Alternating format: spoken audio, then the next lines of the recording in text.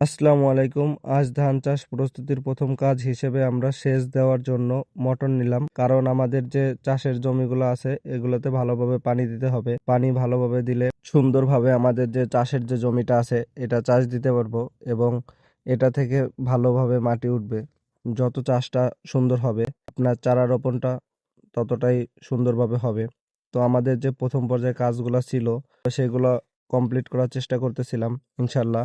আমরা আমাদের যেহেতু এই সেচের জায়গাটা অনেক দিন ছিল, যার কারণে আমাদের পানি উঠাতে একটু সমস্যা হচ্ছিল।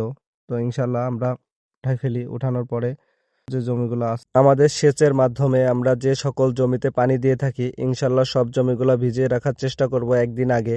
যেহেতু একদিন আগে ভিজিয়ে রাখবো, এটার কারণ হচ্ছে একদিন আগে যদি আমরা জমিটা ভিজিয়ে রাখি ওই জমিটা সুন্দরভাবে চাষ দেওয়া যাবে। এজন্য আমরা আমাদের প্রতিটা জমিতে পানি ছাড়িয়ে দিলাম। যেহেতু আজকে আমাদের প্রথম দিন, এজন্য আমরা একদিন আগেই সুন্দরভাবে জমিগুলাতে পানি ছাড়িয়ে দিব।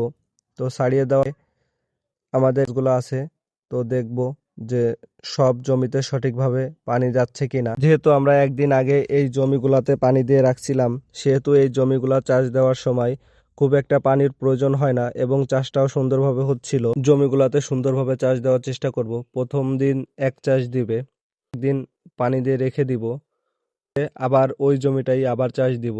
দুই চাষ দিলে হবে কি আপনার জমিতে চারা রোপণ করতে সুবিধা হবে। ধান লাগানোর আগে জমিগুলা যদি সুন্দরভাবে চাষ হয় এবং পানি থাকে, এতে জমি নরম হবে, চারা বসানো সহজ হবে আর শিকড়গুলো দ্রুত শক্ত হবে।